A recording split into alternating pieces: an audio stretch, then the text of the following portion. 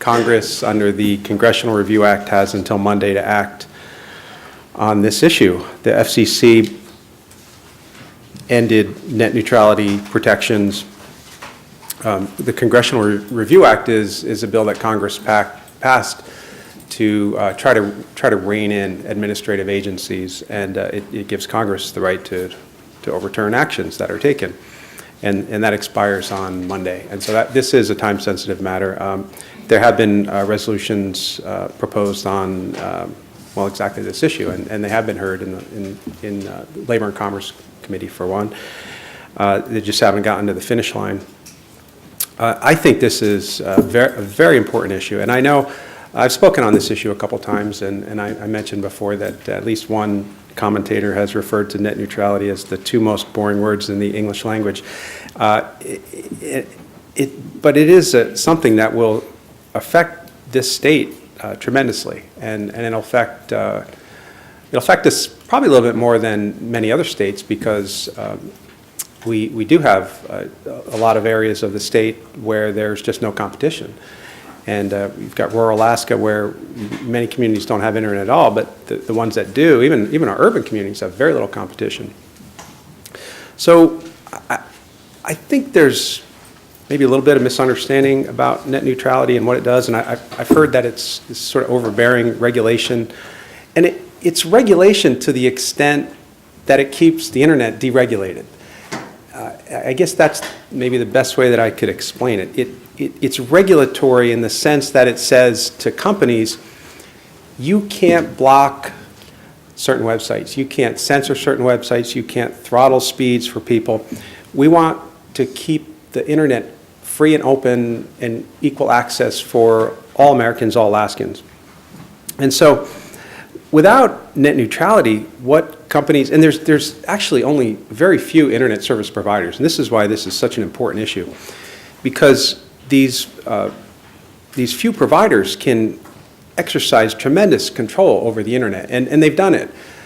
We know on Netflix, for example, when Comcast was in negotiation with Netflix on rates that they should charge, Comcast gradually increased the cost that it charged Netflix pretty significantly until to sort of bear down on Netflix to get them to pay more. There have been examples of internet service providers blocking concerts where they didn't like the speech that was being said. There's examples where internet service providers blocked messages that were being sent by people regarding abortion issues. This is a free speech issue. It's been called the biggest First Amendment issue of our time. And what I'm saying is, let's keep it that way. Let's keep it open. Let's keep it free. And I heard concerns, and there's certainly valid concerns, but I think one of the concerns was child porn. Nobody wants child porn on the internet. That's already a federal crime. There was concern about terrorist activity on the internet. That's already a crime. Sex trafficking is already a crime. That's already prohibited. You can't do that. But what we're trying to protect is people's First Amendment rights. The First Amendment isn't a blanket right to say whatever you want. You can't make terroristic threats, for example. You can't do that. You can't go into a crowded theater and yell fire. That's not allowed. We have laws against that. There's regulations. But what this does, when you get rid of net neutrality, it allows companies to block content, to charge people more for certain sites. So it actually, there are actually many small companies, small entrepreneurs, small businesses who are very supportive of net neutrality and very concerned with getting rid of net neutrality, because they're concerned that these large internet service providers will start to charge more so that they can maybe come up higher on the Google search, or maybe even have their websites accessed by consumers. And so if you're a small company, they're very concerned about this, because they're concerned they will be priced out to the large companies that are already in existence. There's, quite frankly, many religious groups that are concerned about this. The Christian Coalition is extremely concerned about this because they're concerned about religious censorship.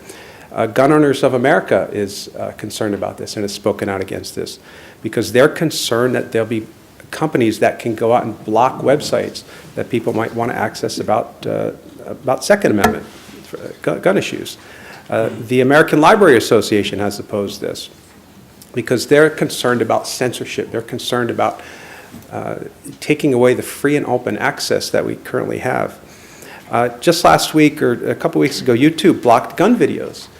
And we're getting into this situation where if we just turn this over to companies, companies will pick and choose what we see, when we see it, how fast we see it. They can block sites, they can throttle speeds.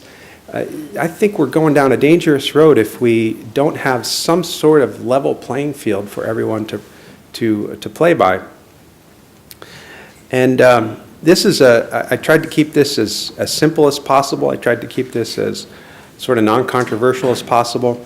But there's going to potentially be a vote on this on Monday in the United States Congress, and I think it's important that we go on the record saying that we support an open and free internet, and let's keep net neutrality protections. That this doesn't prohibit Congress from coming back and maybe tweaking it later down the road to provide something that may be a little bit different. But I think it's important that we keep these protections in place, Mr. President, and I would respectfully urge a yes vote. Thank you.